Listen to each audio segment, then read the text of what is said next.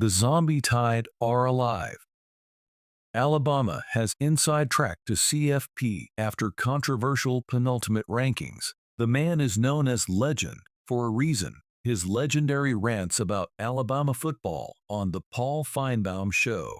Just 2 Mondays ago, he was calling for the firing of coach Kalen DeBoer following an ugly 24-3 loss at Oklahoma by telling the story of an aunt who had been married about 8 times.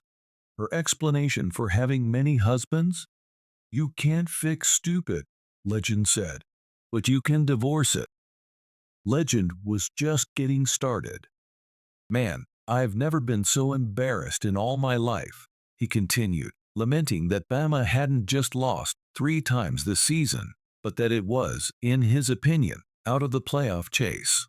Well, Legend and the rest of the Alabama fans and Alabama haters, who understandably buried the Tide after that disaster in Norman. Not so fast.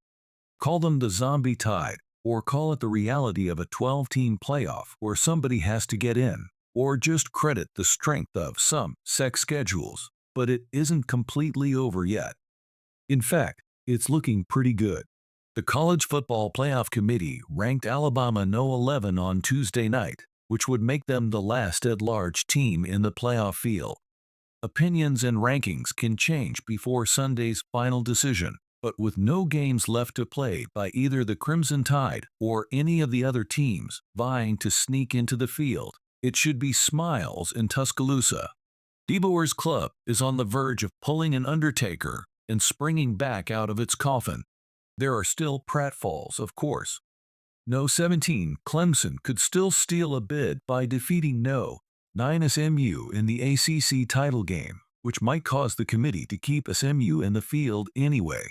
In that case, Alabama would be jumped. Same, perhaps, if No.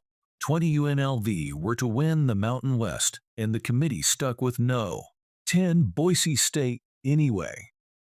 That said, Alabama has to be thrilled with its spot, considering its 9-3 record includes 2 cringe-worthy and talk radio apoplectic losses to Vanderbilt and Oklahoma.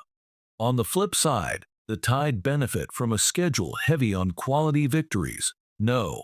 5 Georgia, No. 14 South Carolina, and No. 19 Missouri. What it really came down to is Alabama is 3-1 against top 25 teams. Miami is 0-1.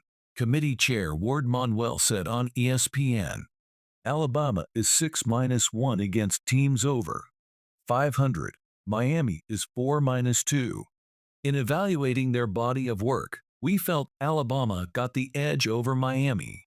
Should that be enough? Does losing to 500 unranked teams matter? It doesn't appear to be prohibitive for the selection committee, which slotted Alabama just ahead of 10-2 Miami, which has better losses but 0 victories over a top 25 team. Then there is No. 13 Ole Miss, 9-3, with 2 victories over top 25 teams, Georgia and South Carolina as well, but not a third. Also notable, Indiana is at No. 9. The Hoosiers are comfortably in the field, but at 11-1 they too don't have a victory over a top 25 opponent and are behind 2 lost teams, Georgia, 5th, Ohio State, 6th, and Tennessee, 7th. Make no mistake, the howls of protest and political lobbying are coming. Alabama only got in because it is a big brand, some will say.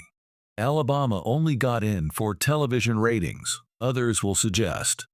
Alabama only got in because the committee had to favor the SEC and get a 4th league team in. Miami will point to those losses to 6-6 teams Oklahoma, 24-3, and Vanderbilt, 40-35, and cry foul. Ole Miss will note that it defeated both Georgia and South Carolina by more points than the Tide. Analytics, stats, and so on will be cited by everyone. Perhaps it can sway the committee between now and then, but it doesn't seem likely. That is set on how we see them going into the final week, Manuel said. There is nothing that is going to change. That means the zombie Tide may be back just 2 weeks after everyone Even their most die-hard supporters had given up on them. You ain't going to the playoffs, and every real Alabama fan don't give a damn now because there's nothing at stake.